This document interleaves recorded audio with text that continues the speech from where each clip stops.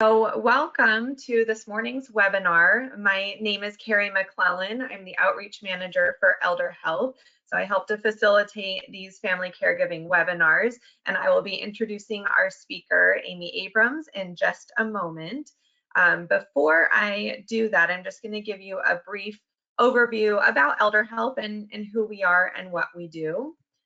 And even before I do that, I just want to give a special thank you to Northwestern Mutual, who is sponsoring today's webinar. So thank you for your support. We really appreciate it. So our mission at ElderHelp is to provide services and information to not only seniors, but also family members. Our whole goal is to help individuals continue living safely and successfully in their own home out in the community where they want to be, but sometimes may need a little bit of assistance in order to do that. So we have a variety of programs through our organization. So we offer a lot of information and referral services for anybody who's looking for resources or trying to connect with what benefits might be available. You're welcome to give our office a call, and we're happy to help figure out what might the next step be for you or your loved one. We do a lot of check-in calls with our clients and seniors in the community so that we can make sure that those who maybe are isolated are having somebody check in with them and make sure they're doing okay. Our Seniors a Go-Go program offers transportation, and we are currently focusing on medical related rides at the moment, but hopefully in the coming months we'll be able to expand that to social activities in different locations as well. Our care coordination program has social workers involved as well as volunteers who provide a variety of support and services through our food pantry deliveries. And we hope to resume our in-person services shortly, which will help with making sure that individuals are living safely, home safety inspections, also helping with financial advocacy and those types of things. Our Housing Services Department is helping to support individuals who might be looking for affordable housing options. We have a roommate matching service that we offer and a variety of supportive resources that we can connect people to. And then these webinars are through our Family Caregiver Support Program, where we not only do provide the information and referral, but we also want to bring different topics to you as family members who may be caring for a loved one at any stage. And we are very fortunate to partner with Alzheimer's San Diego and have the wonderful Amy Abrams as the Director of Education, who presents many of the topics, especially for those individuals who might be living with dementia or those who might be caring for somebody living with dementia. So before I pass the baton over to Amy, I'm going to just give you a little bit about her bio. So Amy Abrams is the Director of Education for Alzheimer's San Diego. She has worked in the field of long-term care in San Diego for 20 years in care management, dementia care, and community health education. She holds a joint Master of Social Work and Master of Public Health from San Diego State University, and is a certified positive approach to care dementia trainer. Amy is a longtime member of the Aging Life Care Association and serves on the board of directors for the National Academy of Certified Care Managers. She is a passionate educator and vocal advocate for aging and disabled adults, and currently serves as the Director of Education for Alzheimer's San Diego, a local nonprofit organization whose mission is helping families today while finding a cure for tomorrow. And Amy, it's always a pleasure of mine to introduce you and to have you share your expertise with all of us. I'm just going to look at the questions real quick. It appears there may be some issue with the audio. How do I sound? Can you hear me okay? I can hear you fine. Is there any way? Okay, so others can also hear. Audio is fine. Okay, so anybody who may be having issues, thank you guys. I just wanted to make sure that you can hear us. If anybody is having any issues with the audio, you may want to log out and log back in and it should give you the option to check your system, and hopefully that will help you can figure out which audio option to use for yours. So hopefully that will be something that you can do. We are recording this, so we will be able to share that with you. Obviously you can't hear me, so I will type that in real quick and then we will get started. I just thought of that.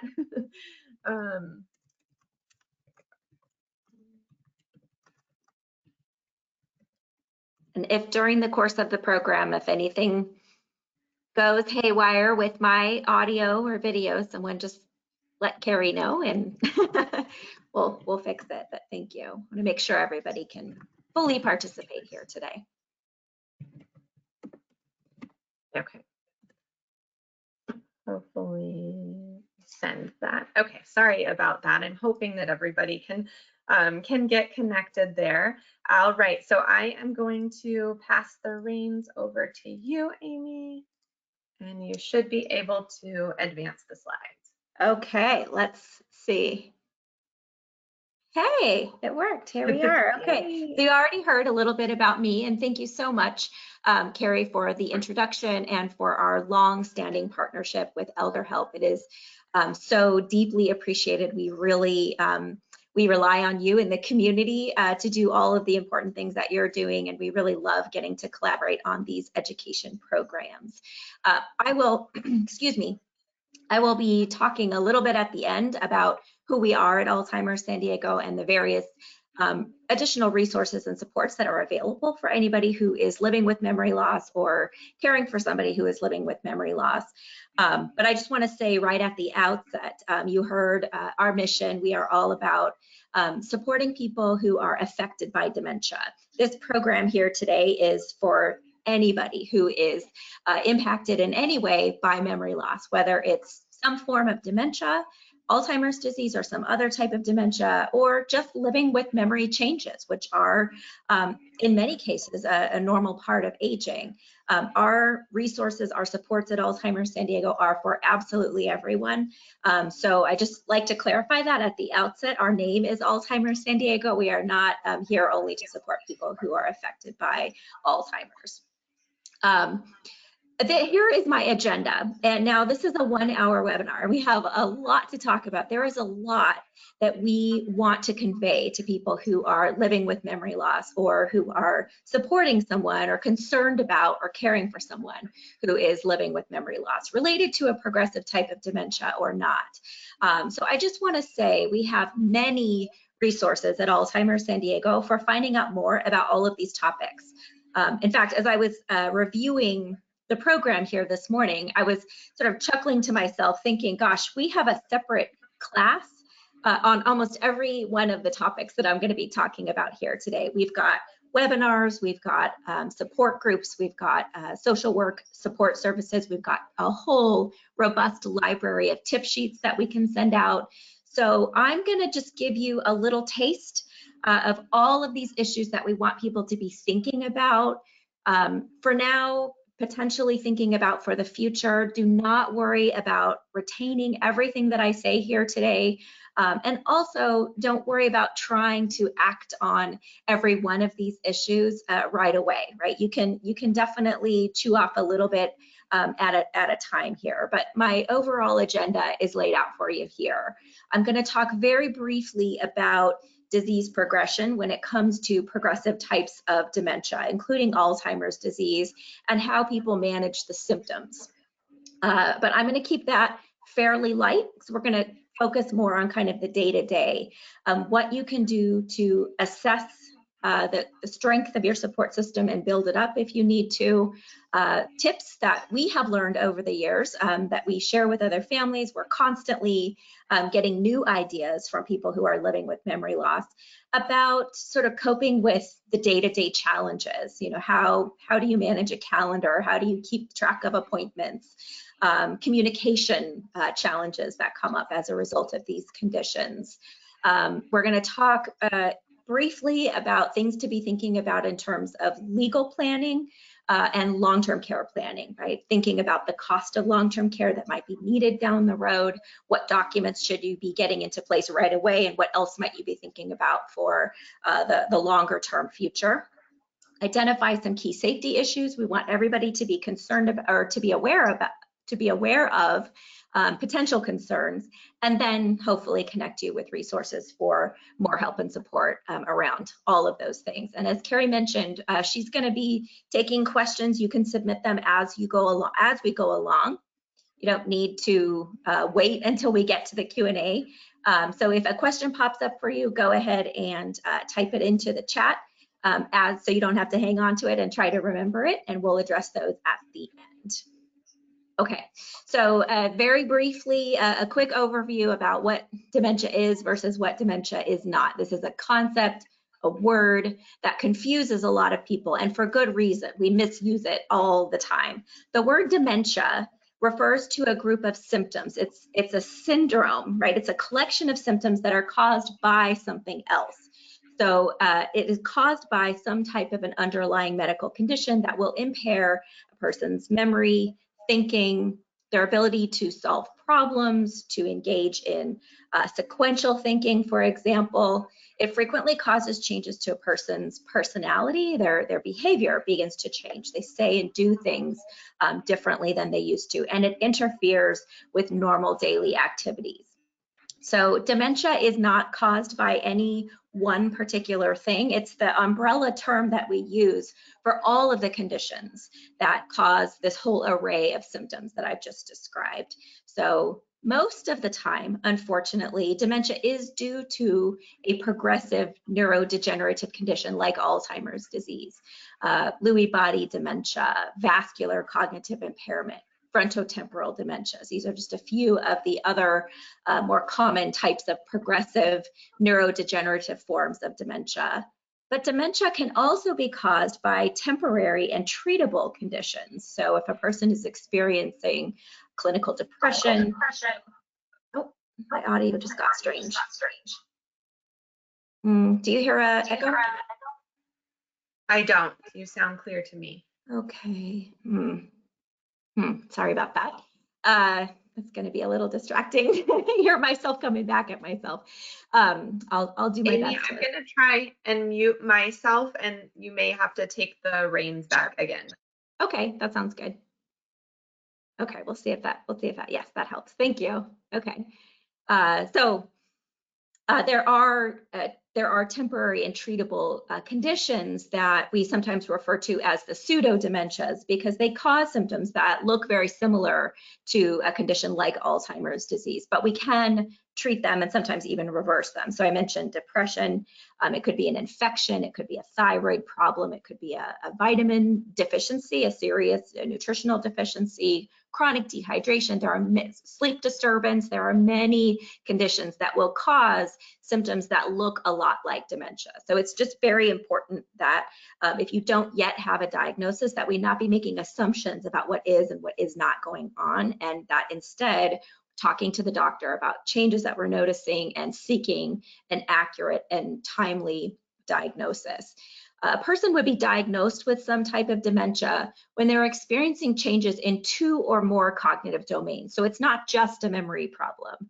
A memory problem on its own is, of course, a significant inconvenience. It's a significant problem and a challenge for a lot of people. But if you have a memory problem, but none of these other changes that I've been talking about, behavior changes, problem solving, thinking changes, behavioral changes, then that doesn't necessarily meet the criteria for a diagnosis of some type of dementia. So that's the first criteria that's required. And the second is that the changes are significant enough that they are interfering with your ability to do the stuff you need to do, your work, your volunteerism, keeping track of appointments, right? If it's day-to-day annoyances, losing your car keys all the time, but you eventually find them, right? It's that level of memory loss and sort of functional change is not something that meets the criteria for dementia. So that's what dementia is. Let's clarify what it is not. It is not one specific thing. So if a person were to receive a diagnosis of dementia, it's important to know that that's incomplete information. That's really just a confirmation that you have the symptoms. It doesn't tell us what's actually causing the symptoms. So again, Alzheimer's disease is the most common type of dementia. Most dementia is caused by those progressive neurodegenerative conditions, things that cause brain cells to change and then eventually die.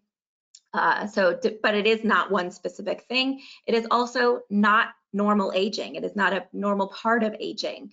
While yes, dementia does primarily affect older adults, about 90% of cases of dementia are diagnosed in people who are age 65 or older.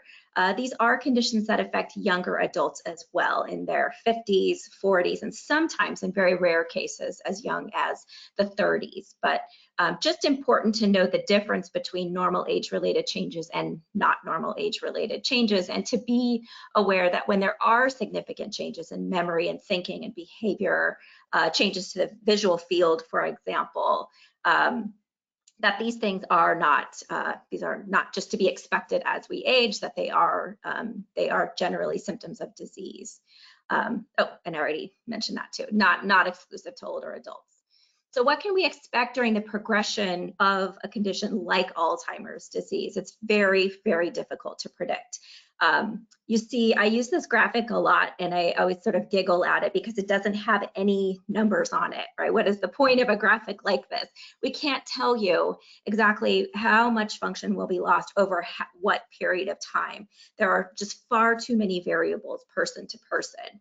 But what we can expect is to see a long, slow, steady decline over time in most types of dementia. So it is important to know there are some exceptions to that. Some types of dementia do progress more rapidly. Some types of dementia have more of a kind of a stepwise loss of function over time. You see that the line on this graph is kind of bumpy because there's good days and bad days and good weeks and bad weeks. But over time, it's a line of declining function over time. And in some types of dementia, specifically the vascular cognitive impairment, we'll see more of a drop in decline, and then a person kind of levels off for a while, and then there's another drop. But in the majority of cases, what we will see is that even though there are clearer moments and better days, for the most part, we are seeing this long, slow loss of functioning over time. Exactly what symptoms a person will experience and how severe those symptoms will be is very difficult to predict because so many things affect brain function, right? What lobe of the brain, what region of the brain is affected by the disease, what disease it is, right? Every pathology is a little bit different, how it spreads. And then of course, all of the other health conditions that you have that determine, you know, how much blood is getting to your brain, for example, how your overall health is, how you sleep, right? How you eat, how much exercise you get. All of these other things will affect the progression of the disease as well. So what we typically tell people who receive a diagnosis of a progressive form of dementia like Alzheimer's disease is that you can expect for this to last anywhere from 2 to 20 years, which is almost a meaningless set of bit of information. It's such a wide span. On average, the average length of time from diagnosis to the time of death in a person with Alzheimer's disease, it's about 9 or so years. But there's just so much variance, it's hard to do anything useful with that information. Here we go. So while, yes, there is no effective form of treatment or cure for Alzheimer's disease or other types of progressive conditions yet, we're very hopeful. The research community is very optimistic. We're going to see some new drugs, some new treatment methods becoming available to us in the coming years. But at the moment, there is no known way to prevent these conditions. There is no known way to treat the actual pathology of the disease itself or stop it or cure it. That's what we mean when we say cure. But we do have ways to manage the symptoms, ways to live successfully with these conditions. So the medications that you see on screen here, these are not medications that affect the disease progression. They don't do anything. For example, in the Alzheimer's type of dementia, which is due to the accumulation of a couple of different types of protein in the brain that form into what we call the plaques and the tangles. These drugs that are currently available do not do anything to disrupt the accumulation of those plaques or tangles, and they don't do anything to clear them. Again, we're very hopeful about the possibility of new drugs coming soon that will do that. We call those disease-modifying drugs, but at the moment we don't have any disease-modifying drugs. But what we have are these drugs that basically delay the progression of the symptoms. So remember that graphic that I was showing you a moment ago with that long, slow decline. The hope is when these medications are effective for the people who take them, what they do is they sort of flatten that curve out for a while and make the early stages of the disease last longer, so that there's a delay in the decline that is unfortunately at this time eventual. We expect for that to still happen. So these are the 5 FDA approved drugs for Alzheimer's disease that are currently available. And they are, in fact, sometimes prescribed for other types of dementia as well. But they are FDA approved for the treatment of Alzheimer's disease related symptoms. Aricept, Namenda, and Exelon, Aricept, Exelon, and Razidine. I have these in a strange order here. I apologize for that. Aricept, Exelon, and Razidine are all in the same class of drug, those 3 drugs. They are separate, they are in a separate class of drug from Namenda, which you see there, memantine. I'm using their brand names right now because that's generally what how they're talked about. The advertisements that you see on TV are for their brand names, of course, but you see their chemical names there, their generic names in parentheses.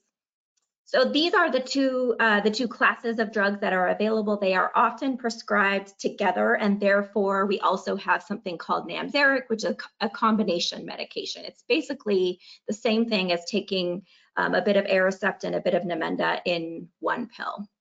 And because taking medications, remembering to take them, as well as the sort of mechanical ability to swallow medication, those things become challenges for people who are living with Alzheimer's disease. Having fewer medications to take is an advantage, but there's really nothing different about that drug. It's just 2 drugs and 1 pill. So Aricept, Exelon, and Razidine, because they are all in the same class of drug, you would only take one of those. Physicians usually start with Aricept. It's the most widely tolerated, the most widely prescribed. They start with that, and if there's negative side effects, then they'll try one of the others. Exelon in particular is often used in the middle and later stages because it can be administered in a patch, which is a lot easier for a lot of care partners. But they're all basically doing the same thing. They work on acetylcholine levels in the brain.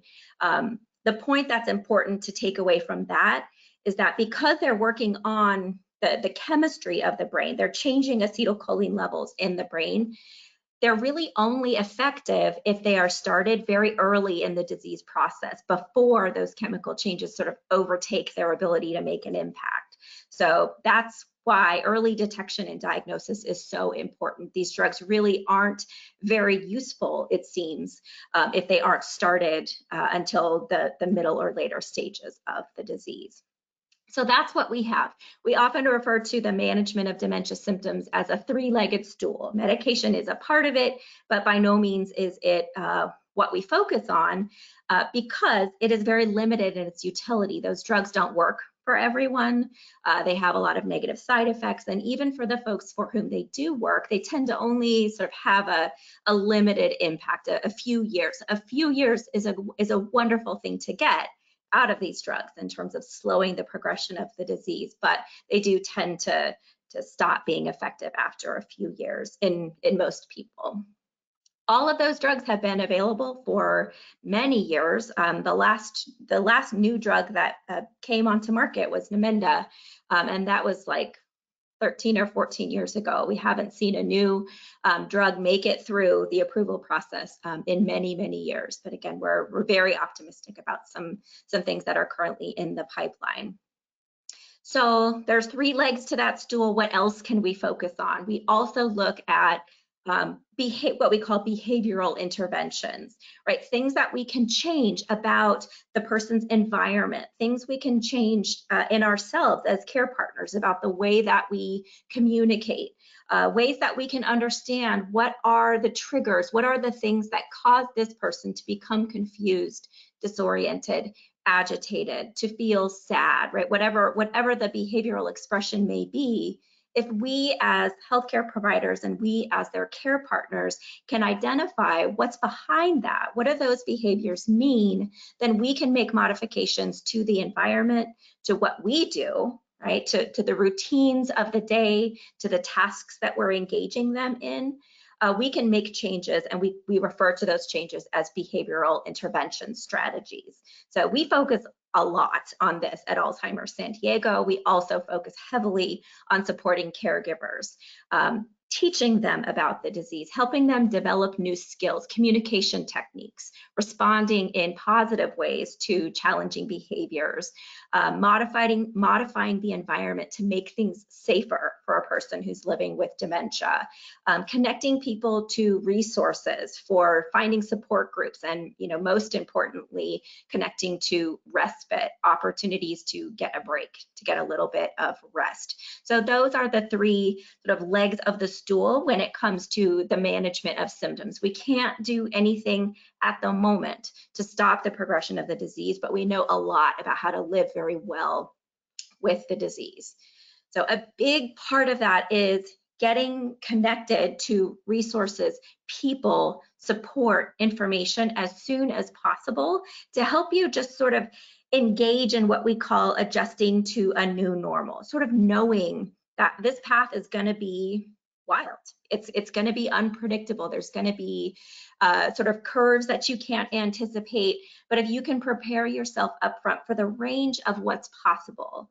That is why we shove so much into this 1 hour webinar, right? Just to help you sort of get the lay of the land, the landscape of what might be ahead, right? Adjusting to a new normal is all about making these little micro adjustments. Where are we today? How is where we are right now different from where we were yesterday? And how do we need to sort of steer ourselves in a different direction? So whatever you're feeling right now, whether or not you are a person who's received a new diagnosis or you're just concerned about a potential diagnosis, or if you love someone who's living with memory loss, or you care for somebody who's living with memory loss, whatever you're experiencing is probably completely normal. There's this whole range of emotions that people go through, right? Whatever the feeling is, and it may be a complicated mix of a whole lot of feelings, right? Grief and anger and sadness, and sometimes strangely kind of relief.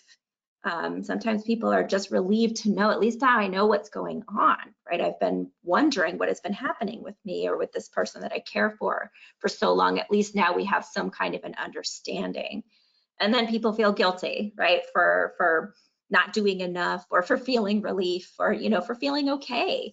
Sometimes you have a really good day and then you feel guilty about it, right? Whatever it is, it's sort of impossible to predict. You cannot do this perfectly. So just acknowledge those feelings, give yourself the time and the space to make these adjustments. Be realistic with yourself, be flexible, be willing to, okay, today maybe we're not going to get all of the medications taken the way that they need to. Maybe I'm not going to be successful at helping my loved one get into the bath or the shower today, right? But we can go 1 hour, we can go one day, we can be flexible and adjust the plan a little bit. So one of the top things people come to my classes asking for is like, how do I learn how to be more patient, right? And it's a really tough one. I'd say it really comes from two things: knowledge, right? Being educated about what's going on and what to expect, but also rest. You cannot be patient. You cannot be forgiving and kind and creative and able to be flexible and nimble and make all of these adjustments that I'm talking about if you are just flat out exhausted, if you're not sleeping well, if you're experiencing anxiety, depression that is not being well treated, and you're not sleeping at night.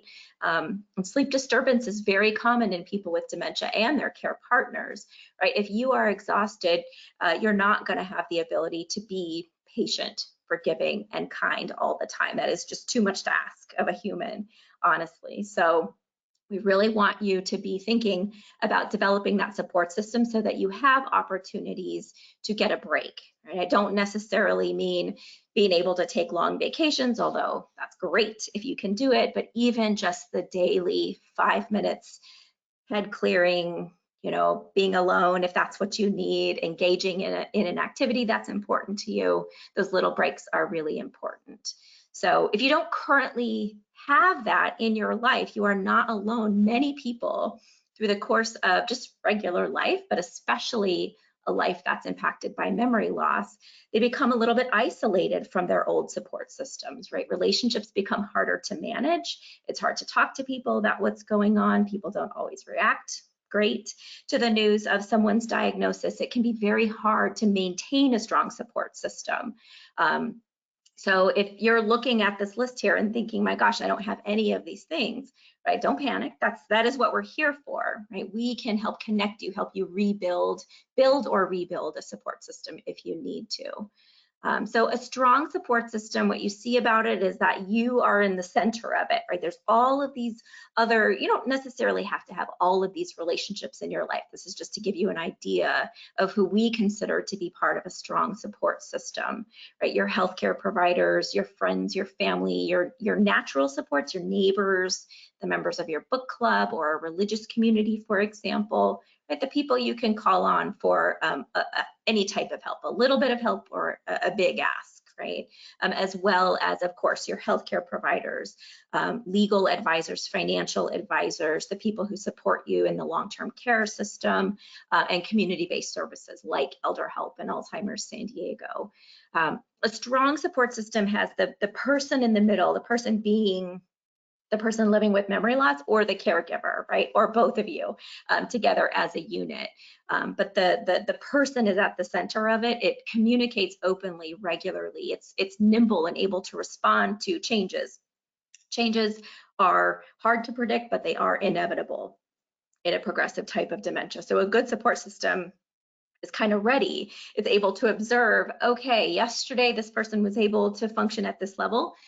Today we're in a different place, so we need to sort of change course. And at all times, a good, strong support system is focused on quality of life, right? For the person who's living with dementia and for the people who support them.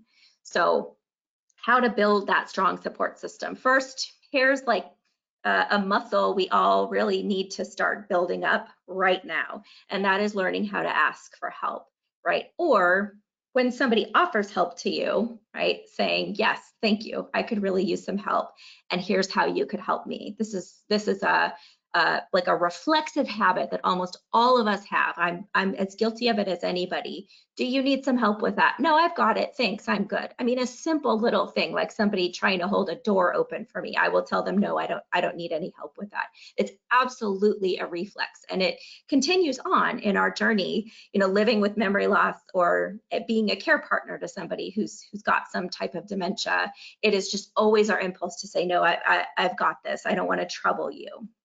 Right? Remember, think back to times and ways that you have helped other people. It feels good. Humans need this. We need to feel useful. We want to help. We're able to help. So let that go, right? Try to overcome that impulse and learn to accept help when it is offered of you. The reasons for this are legion. We want you to stay connected to the people that you enjoy, the activities that you enjoy. You've got to keep your own cup a little bit filled up, right? Both as a person living with dementia or as a care partner, right? You've got to have something to give to other people. So if you've lost contact with a religious community or spiritual activities that are important to you, again, something that does happen frequently to people who are living with the symptoms of dementia, reconnect with that community. Let them know what's going on with you, right? And they're gonna work with you to try to find ways to get you to services, to help you participate in a virtual Bible study, whatever the activity might be. You just have to talk to people about what you're experiencing and let them know, I want to reconnect, I want to re-engage, but I'm going to need a little more support in doing so. If you don't already attend one, please find a support group. We have dozens of them at Alzheimer's San Diego, and there are many other organizations here in San Diego County who offer them free, confidential place to ask for help, to vent, to share ideas, or just to listen. Sometimes just listening to other people is incredibly useful, especially to caregivers. And then again, take that break daily. If you don't have people in your life who can spell you for a little bit, let you take a little bit of a break while ensuring that you're safe and that the person that you care for is safe. Talk to us. We can connect you with respite resources. This is a huge obstacle for a lot of people. How do I talk about this with others? Sharing the diagnosis is, but there's a lot of stigma around Alzheimer's and other types of dementia. We're very committed to breaking some of that stigma, and you can be an important part of that just by being willing to share a little, not publicly. You don't have to get up on a soapbox or put a big post on Facebook about it or go viral, right? You don't need to share widely unless you want to. Right? But talking to the people who know you, the people who care about you, about what's going on when you receive a diagnosis is a really important part of opening up conversation. You're not going to be able to ask for the help that you need or get the help that you need if people don't know what you're experiencing. So who needs to know, right? I mean, I'd say start there. Are there people who absolutely need to know that you're experiencing some type of memory loss or cognitive challenge, right? People that rely on you, coworkers, people you do a carpool with, right? Are there people who are relying on you to do things that require you to have a fully functioning memory, right? That need to know that things are potentially changing with you. Start there. Right? And then sort of expand as you feel comfortable. Is that family, friends, other members of your support system? Again, I really think letting neighbors know, we'll talk about safety here in a moment, letting the people who live near you know what's going on with you. If you have personal relationships with them, they can become such an important part of your personal support network. But again, not if they don't know what's going on with you. Talking with children and young adults about a progressive condition like Alzheimer's disease can be very uncomfortable. We do have resources to guide you through these conversations at Alzheimer's San Diego if you need them. But I just want to say in brief, don't be afraid to talk to children, teenagers, young adults about what's going on. Hiding this condition doesn't help anyone. Opening up conversation about it. If children, they see the changes, in their parent or their grandparent or the neighbor or somebody they love, they see those changes, whether we tell them about them or not. And if we don't explain what's going on, children engage in all sorts of sort of magical thinking and filling in the gaps and making up stories. And often it becomes something much scarier, or they personalize it and they think that they've caused it, right? That she doesn't remember me anymore because she doesn't love me, right? So being willing to talk about it, you can really mitigate a lot of the negative effects on children. But of course, you have to be thoughtful and careful about how you talk about, a fatal disease like Alzheimer's disease with children who, depending on developmentally where they are, how much they may be able to absorb and understand about that. So there's the who of how we of sharing the diagnosis, and then there's the when. I'd say again, start with the critical first. If they need to know because your memory loss or the memory loss of the person that you care for affects them in some way, please let them know as soon as possible, right? All other people, you share this information when you want them to know. You are under no obligation to tell people just to sort of satisfy their curiosity, right? And then the big question, how to do it, right? Everybody's got their own way. Think about what feels comfortable to you, what's going to be the most effective way for you to disseminate information, to answer questions. But to that point, I want to be really clear that you don't have to open yourself up entirely, answer every one of their questions right off the bat, right? You can share information in little pieces as you feel comfortable doing it. If they've got a lot of questions, if they have a very heavy emotional reaction to this news, lean on us, find community supports. We can provide you with information. We can provide them with classes and support groups, right? You don't have to be their source of all the disease information and support. I see a lot of people go through a lot of struggles. They tell their kids about this diagnosis, and then they feel very responsible for managing their kids' reaction to this hard news.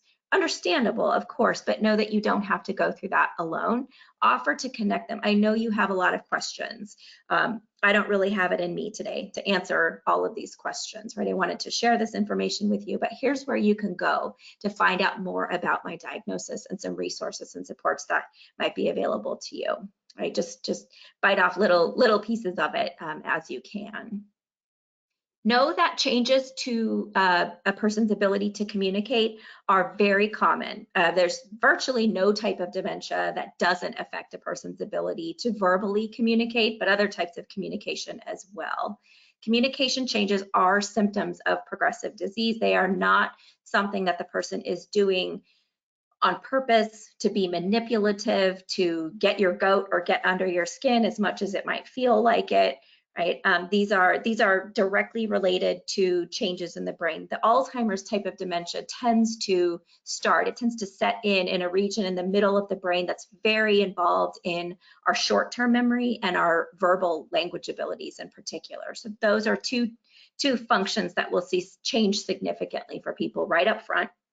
And often well before other changes are noticed and a person is clearly in decline and receives a formal diagnosis, people can often look back and say, yeah, things really started to change with the way she interacted with me years ago. We can sort of see that with hindsight. So some of the most common changes that we see are listed here, right? Having struggling to find the right words when you're speaking, that could manifest in a couple of different ways. Sometimes people get very quiet, and so they just don't want to talk as much.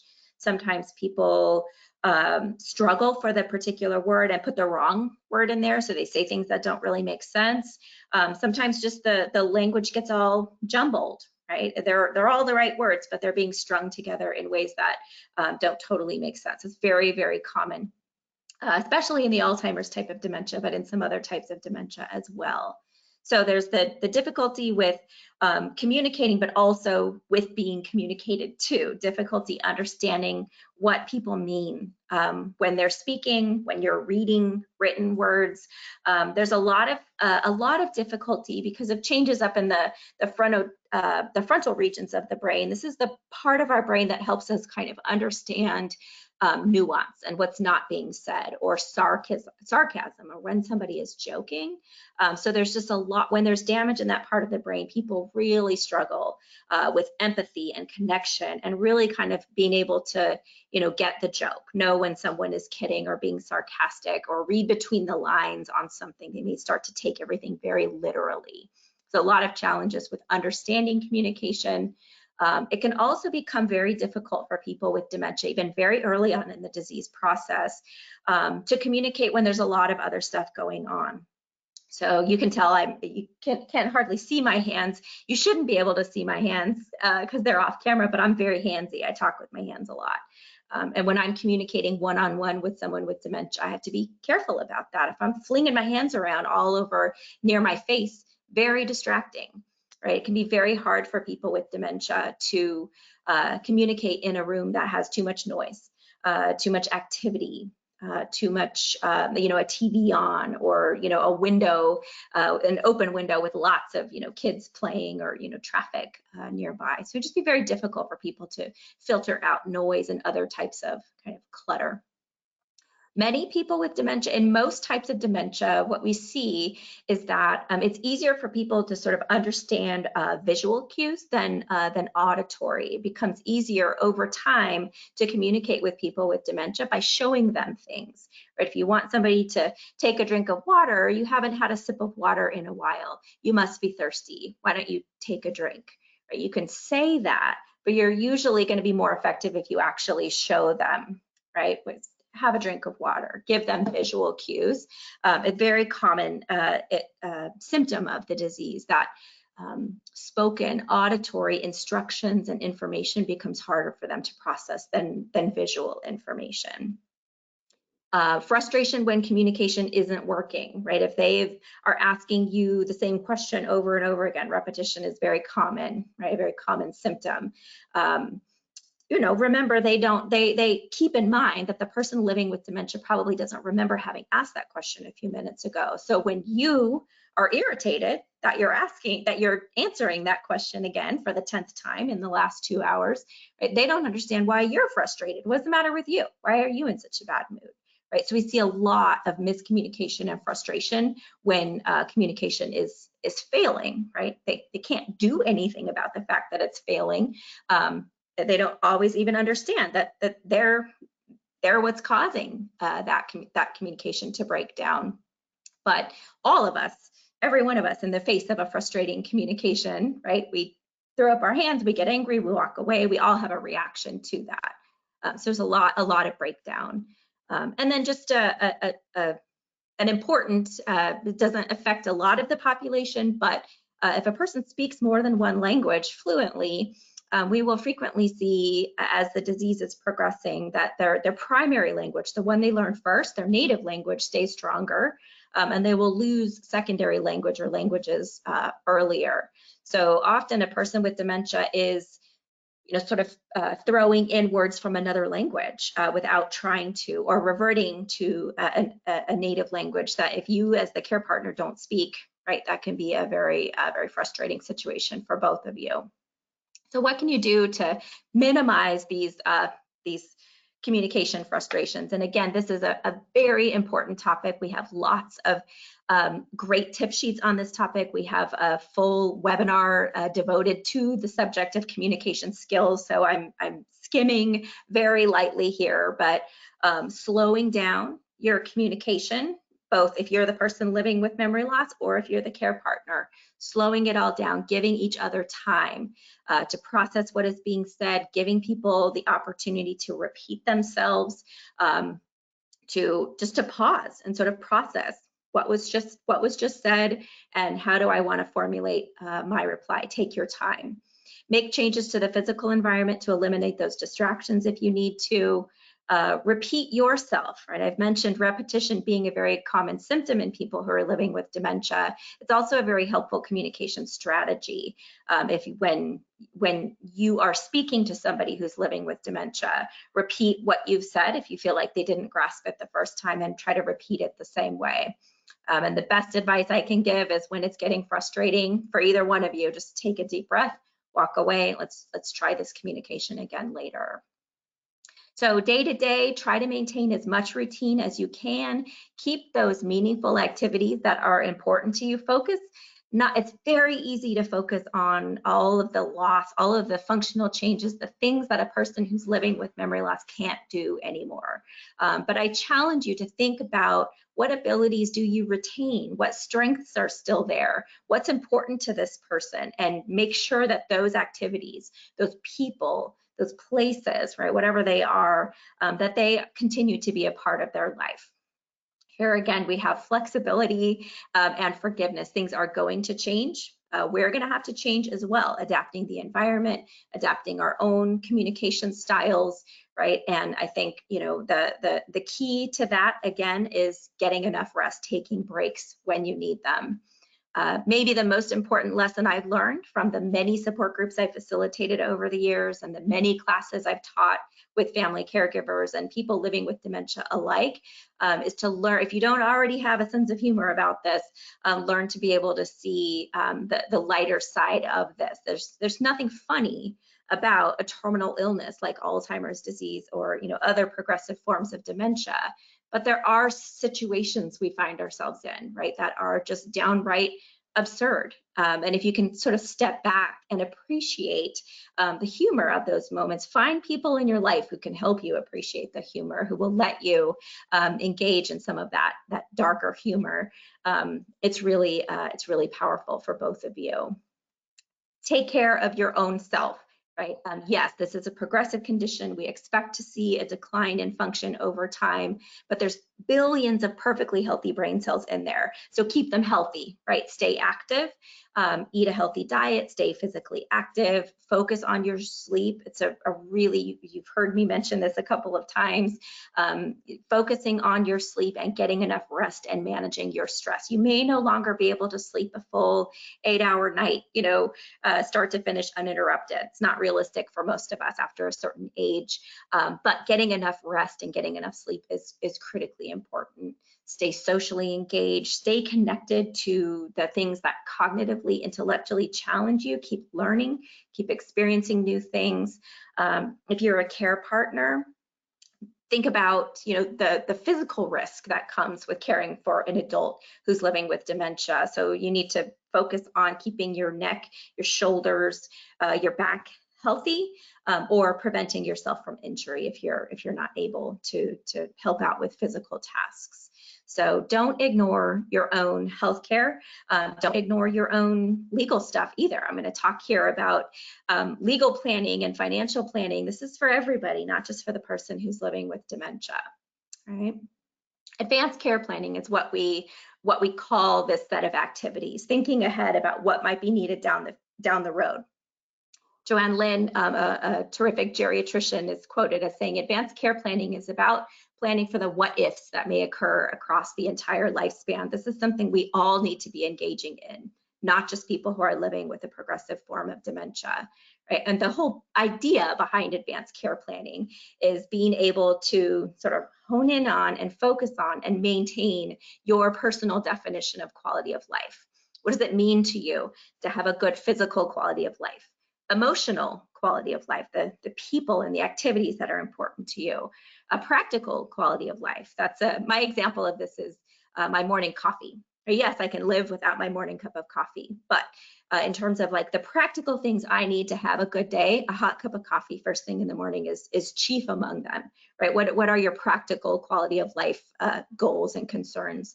And then of course your own definition of having a quality, spiritual quality of life. That's the whole point of advanced care planning, right? It requires us to spend some time in reflection. What are my definitions of those things? It also requires us to do some documentation, get it down on paper, and give people who potentially are going to be your decision makers the authority that they need to make those decisions. And then, of course, we have to talk about it. We have to communicate what all of these documents mean. So here again is a slide with lots of information on it. I want to mention we have a legal and financial basics class wherein we go through all of this in much more detail. But here for your general reference are the key planning documents we want you to be getting into place now, thinking about for the future, making sure you have named durable power of attorney both for healthcare decision making as well as for asset management. Getting a detailed advanced healthcare directive drafted that gives your agent detailed instructions about what you do or do not want should you become unable to communicate your own needs. Of course, if you have assets, if you have a home, if you have other assets, wills and trusts are an important part of care planning, making sure that those get distributed the way that you want them to and that they get managed by the people that you've decided are the right people to manage them. A POST form, the physician's orders for life-sustaining treatment. This is a document that we recommend any person who's living with a progressive chronic condition like Alzheimer's disease has a POST form in place. This is a document that it's free. You can download it online. You fill it out, and then you take it to the doctor's office. You have a conversation about it, what you want, what you don't want. Then the doctor signs it, and it's a standing physician's order. So it follows you no matter where you are, unlike a DNR form, for example, that is very specific to a particular institution or a particular illness or health event. A POST form is applicable everywhere. And then also just a minor detail, but an important one, is getting HIPAA waivers signed so that maybe you give somebody permission to be your agent for making healthcare decisions, but they also have to have access to your medical records to be able to share and receive information about you. So talk with your healthcare provider, your preferred hospital, about what waivers they require and get those signed and distributed. Another very big topic, something I just want to sort of plant some seeds and get you thinking and talking about for the future, and that is care planning. The most important thing to know about planning for the future care of somebody who is living with memory loss, if it's a progressive type of memory loss, we expect for it to get worse over time. It's really important to know Medicare does not pay for long-term care. If you find yourself in a situation where you need to bring in some outside help to in-home care, you need to move into assisted living or memory care, these are not resources that are covered by Medicare or other traditional types of health insurance, no matter how good the health insurance may be. If you have a separate long-term care insurance policy, terrific, get it out right now. Have a benefits review and really get to know it and understand what's in there, what's covered and what's not. Be aware that we are on the hook for the cost of our own long-term care. There are some safety nets. So long-term care is generally paid for through private assets, savings. You know, people liquidate their assets and use that cash to pay for long-term care if they don't have a long-term care insurance policy. There are some financial planning tools available, things like reverse mortgages or charitable annuities, right? You need to talk to your advisor about sort of what fits in your situation and what your needs are. But for people who don't have those assets, we do have some safety nets in the form of the Medicaid program. Here in California, we call it Medi-Cal, as well as the Veterans Administration. Those benefits are limited. Can't use Medi-Cal or VA to just pay for any type of care that you want. They're limited, and of course, they're means tested. You have to qualify for them, but they are available as a safety net for people who don't have private assets to pay for these needs. A really a common question that we get is my loved one safe to be at home alone, right? Am I good to run to the store or go to work during the day, right? So the questions that we would walk a family through, excuse me, in trying to assess whether or not somebody is safe to be alone. Could they recognize danger? They smelled smoke, saw a flame, heard an alarm, right? Saw somebody at the door who looked, you know, less than trustworthy. Would they be able to recognize that as a potential hazard or a danger? Would they be able to respond appropriately? If there were an emergency, could they dial 911 or, you know, the fire department and wait for help to arrive, and then be an effective communicator, an advocate, right? To say, here's what happened, right? And give a clear report.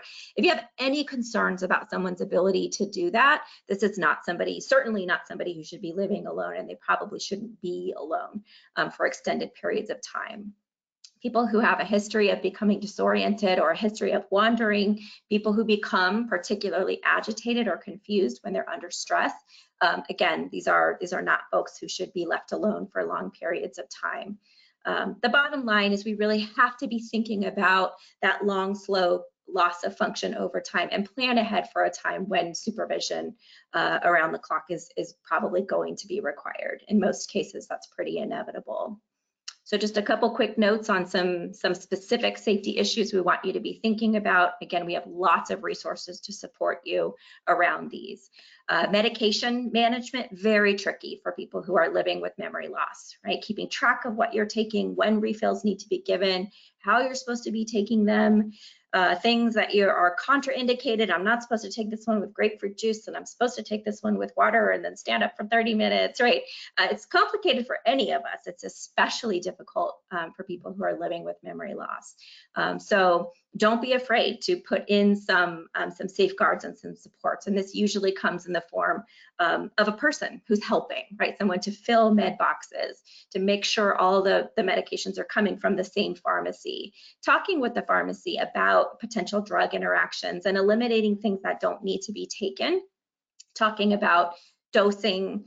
You know, if I tend to function much better in the morning, are those drugs that I've been taking in the evening, are they things that we could switch to a morning timeline, for example? Talk to your pharmacist for ideas about how you can better, more effectively manage medications, either yourself or for someone that you care for. But really underutilized resource, those pharmacists.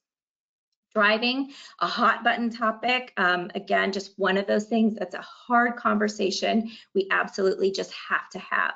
Over time, we absolutely can expect a person will lose the ability to drive safely, not necessarily right up front, but eventually a person with a progressive form of dementia is gonna lose the ability to drive safely no matter how long they've been a good, perfectly safe driver. So don't be afraid to talk with the doctor about this, to engage the DMV. There are resources for driver safety evaluations. I think most importantly is talking about transportation alternatives. We don't want to just take away car keys and leave people isolated and unable to do the things that are important to them. We need to put alternatives in place before we have that conversation, if at all possible. We do have a driving and memory loss program at Alzheimer's San Diego, where you can learn more on this really complicated topic. Wandering, very high risk. Most people with dementia do get lost at some point in the course of the disease. The statistics tell us 60%, but we sort of anecdotally, it seems to be much higher, right? Everyone is at risk of getting lost because of those brain changes that I was talking about. It can happen on foot, can happen in cars, public transportation. Here again is where that local network of support is super important. If you have neighbors who know, right, they see you out walking by yourself, looking a little bit confused, or maybe walking the block, they've seen you go by a couple of times. If you've got neighbors that know your care partner's cell phone number and can call and say, listen, I'm concerned, right? That's a huge additional bit of safety net that you have. We also have resources here in San Diego County, the Take Me Home registry. It's free, it's operated by the Sheriff's Department. For anybody who's at risk of getting lost, you can upload a nice clear picture, detailed information about the person, and then if they're lost, you're not waiting 24 hours to try to find them. You call 911 as soon as you realize they're not where you expected them to be. They're in the Take Me Home registry. That information goes out to local law enforcement wherever they were last seen, and they start that search right away, and they've got good information to work with. A terrific registry. We recommend everybody who's living with memory loss or knows somebody who is gets signed up in that, as well as things like GPS or pendants or bracelets that can identify a person as living with memory loss. We have resources for all of this on our website, and our social workers can tell you more about that too. Firearms, another very tricky topic, as with driving. It's not a simple conversation, and there's no simple solutions. You can't just remove firearms from somebody's home. It's their property. We have complicated firearm transfer laws here in California. It's not as simple as just taking away the guns, for example. So, but as with driving, you just have to recognize, no matter how familiar, a lifelong hunter, former law enforcement, military, right? A lifetime of safe handling of firearms does not mean that a person with a progressive type of dementia is going to continue to be able to handle that safely. So do talk about how we might remove the weapons from the home, install gun locks, or use a gun safe so that ammunition and the firearms are kept separately and the ammunition is locked up. And don't be afraid to ask for professional help. We have resources. We have a free gun lock program. We can get you gun locks if you need them at no cost, or local law enforcement can help with this as well. But a very important conversation that we really need for people to be having. So the bottom line, the common thread running through all of this is just learning to ask for help, right? Having an idea, knowing that you're not alone. These are challenges that everyone is facing who's living with these conditions. Ask for help when you need it, and again, most importantly, accept it when it is offered. So this is what we're here for at Alzheimer's San Diego. You see visually here a representation of all of our various programs, supports, and services. They are all provided at no cost to the individuals and families that we serve. You can talk to one of our dementia experts, find a support group, come to a whole host of different classes, get great information on our website. We've got information in written and video form. We run social activities on a regular basis, and happily we're going to be able to resume some in-person social activities in the coming weeks. We're very excited about that. We have volunteer respite programs where we match train volunteers with an individual who's living with memory loss to give a care partner a little bit of a break, a little bit of time off. And a whole host of other resources and supports. So again, it's all free, no barriers, no diagnosis is required for most programs. If you need us, just call us and we'll get you pointed in the right direction. One final program I just want to mention, because it's so relevant to people who are living with memory loss, is our Take Charge education support program. This is a 5-week series where a person with a new diagnosis and a care partner together come. We're currently doing it via Zoom, but someday we'll go back to meeting in person, a 5-week series of classes where we really deep dive on a lot of the stuff I've talked about here today. People share resources, there's lecture, there's discussions and activities that you as a pair do together. So I really want to invite, and again, free, open to anybody, but it does require a pre-screening and enrollment in advance. So our next series will be starting in August, and we'd love to invite anybody who would benefit from that to attend. But that's all I've got, Carrie. Are there any questions that have come in? Let me take a look, and thank you so much. I know you had a lot of information to cover, yes, a lot of really good topics, and I think, for anyone who was joining today, I think the good takeaways too is that this might have scratched the surface on a lot of very important topics, but there are more deep dives into each of those specific areas. That's so right. You can get more information and more support, but I think it was an excellent overview. So let me take a look at the questions that came in. Okay, so let's see. This person is saying that their mom is very insistent. Wait, my mom is very insistent on looking for. Okay, their mom is very insistent on looking for her mother who passed away over 40 years ago. Any best ways to handle this? She says she has seen her even though she knows that she has died. So this is so hard, and unfortunately it is very common. This is something that comes up a lot in our communication skills class that I mentioned. The technique that we generally recommend is something called validation, where instead of trying to react to the words that someone is saying and sort of reorient them and challenge the facts of what they said, instead try to listen for the emotion that they're expressing and respond to that instead. So somebody who is looking for somebody who's gone, right? In that moment, telling them that the person has died, right? Either one of two things is going to happen. You've reminded them of something terribly sad that they had forgotten about, right? And then they feel bad that they feel the grief all over again, and then they feel bad that they forgot, right? Or that's brand new information to them, and you're sort of starting a whole new grief cycle. There's really no good outcome in that situation. So instead, saying something that connects to their feelings. I know you really miss her, right? It's been a long time since you've seen her. She was such a wonderful cook. Do you remember those cookies that she would make, right? Saying something that responds to, you miss her, I see that, right? Instead of getting kind of wrapped up in where is she and when am I going to see her again, right? Often what the person needs most is just for someone to sort of understand them. There's really, unfortunately, it's a hard situation, and you do have to be creative and think on your feet here. But there's really not going to be a good outcome from sort of confronting the person with the facts and the truth in that situation. So you might need to do a little bit of therapeutic fibbing, right? Oh, I think I don't know where she is. She should be back soon, right? Say if somebody's asking where someone is, or saying they need to go home, I need to get out of here. It's a very, very common thing. Another thing we'll hear from people who are living with memory loss, sort of deeper later in the disease, right? Not recognizing that this is their apartment, they are home, right? So instead, connecting to the emotion that they're expressing. I know this place is kind of, maybe we need to spruce the place up a little bit. It doesn't really feel like home, saying something that acknowledges the truth in their experience. Thank you. I think that was helpful.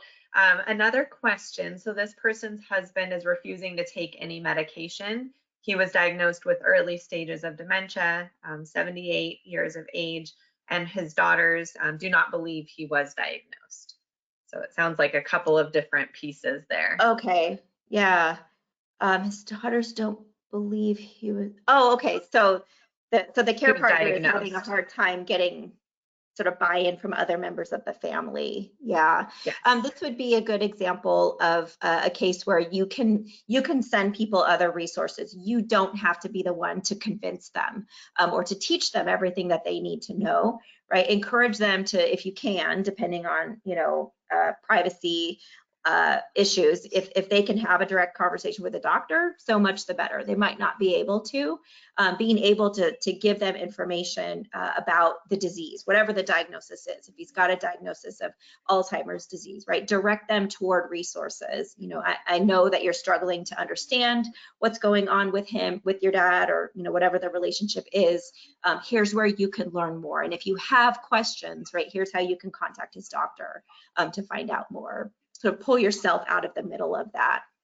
And the refusal to take medications, again, another very common issue. We have a class on that topic too, specifically a class on managing resistance, but we do talk specifically about the resistance around medications in particular. So I'd say start with, assessing what really needs to be taken. Are there things you can change about how you're asking him to take the medication? Are there changes in the setup, the time of day, things that you can change about how it's being administered? I would start there. Okay. Thank you, Amy. So another question, these are all really good questions. So I want to make sure we get to them. This person is daughter and power of attorney for her mother. And it sounds like her ability to sign a check has been challenging. She can sign it, but how does this person know what exactly is acceptable from the bank, and what do people typically do in this situation? Yeah, super hard. I'd say start with the bank, right? Bring them a copy. If you are power of attorney, you are a signer on the account, bring them what you have. It might not work for the bank, and that's often the case. Banks often require something different from just a general power of attorney. That's not uncommon, but start there. Get copies of what you have and what does grant you authority. Bring it to the bank and say, here's my, just lay it out. Make an appointment with a banker if you need to, and say, here's my situation, right? Banks are now getting better training in understanding issues of dementia, understanding issues of power of attorney. Explain what's going on. The circumstances are the possibilities are endless in terms of the details of your circumstances. It may require them to talk to their client, right, directly. They may need to get different letters from the physician or get different forms signed. But yeah, the institution-specific forms are very common. So I'd start with them, ask what they need, and then ask them, okay, so how have people accomplished this in the past, right? I can't get her to agree to sign this, ask for their advice on that. And don't hesitate to call us, right? We can walk you through the circumstances. Thank you. That's good tips there. And then it looks like for the last question, so this person is needing some assistance with getting somebody into a long-term care program when they only have Social Security and Medi-Cal, Medicare, so having a difficult time finding placement. Yes. But it sounds like it's necessary for them to not live alone anymore. Okay. Yeah. If a person is eligible for, so this is one of those circumstances I was mentioning where we have to rely on the safety net, right? Medicaid, which here in California we call Medi-Cal, does have provisions for long-term care.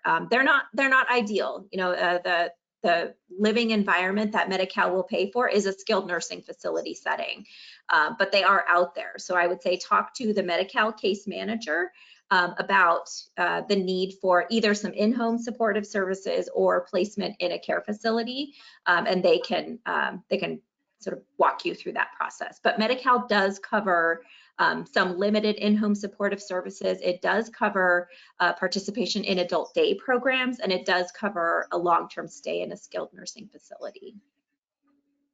Okay, great. Thank you. And two more questions if we Sure. have time. Yeah. So this person is asking, how do I get HIPAA waiver forms, or who do I get HIPAA waiver forms from? They thought a power of attorney would allow them to get information for her husband. Yes, great question. And you would think that, wouldn't you? It does stand to reason, but it is a challenge. So there are just a boilerplate. They're called statutory HIPAA waiver forms. You can find them. The California Bar Association has them on their website.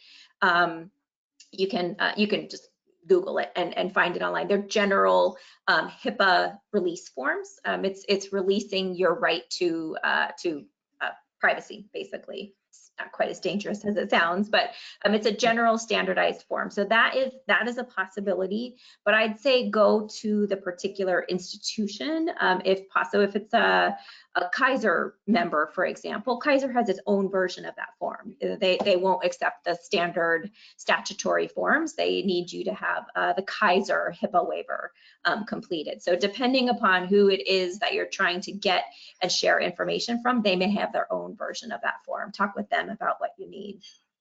And power of attorney documents often do the trick. That is often all you need, but you can find yourself in tricky situations, strangely, where you're the spouse or you're the child who's got well-documented agency for power of attorney, and you still can't talk to a particular healthcare provider because of HIPAA. There are some strange gray areas where an additional waiver will be helpful.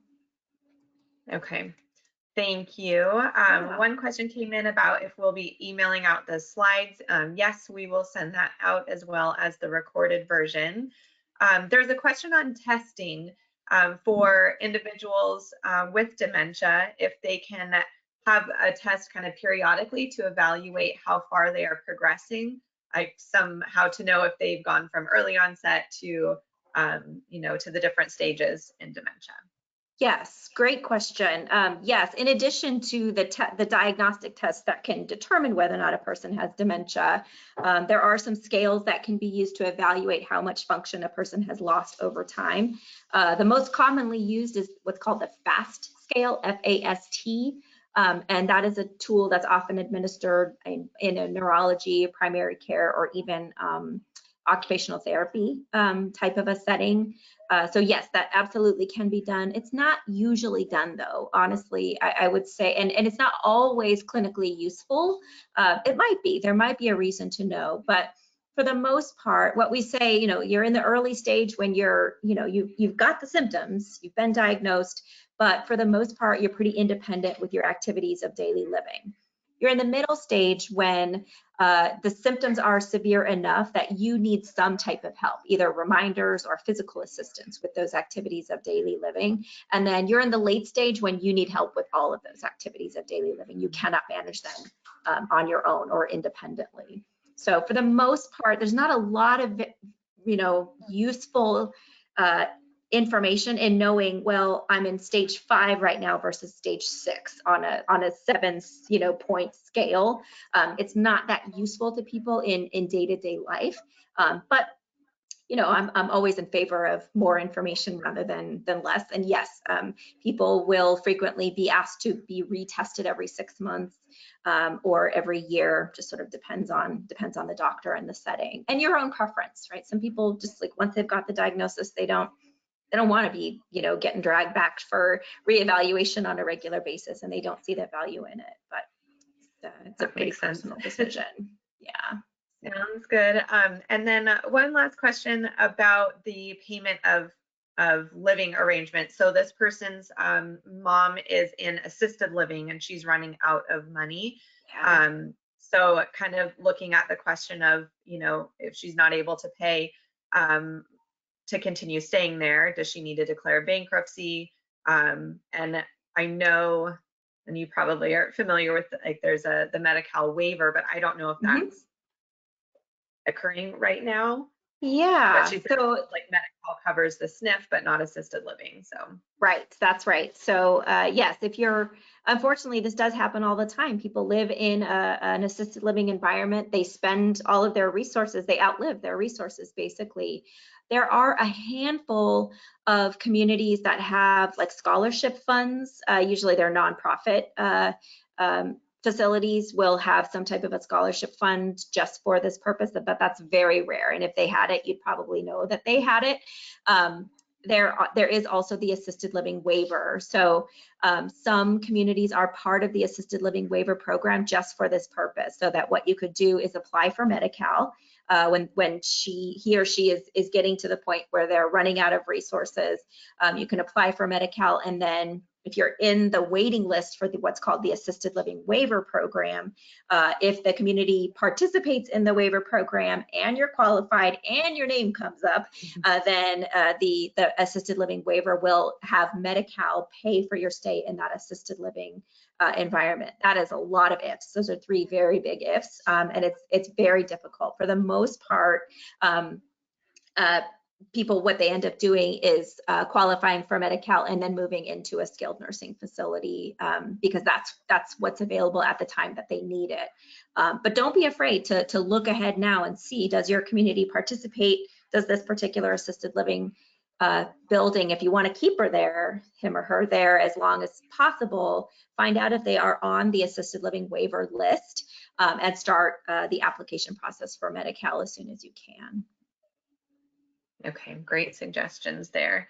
And then one last question that came in, and then we'll close it out for today. But are hallucinations normal with dementia? Oh, so it depends on the type of dementia. In Alzheimer's disease, which is the most common type of dementia, they're not really common until the late stage of the disease. They are pretty common in the late stage of the disease. Visual and auditory hallucinations, they're pretty rare though earlier in the disease process. But there are other types of dementia. The one in particular that I mentioned before called Lewy body dementia, dementia with Lewy bodies.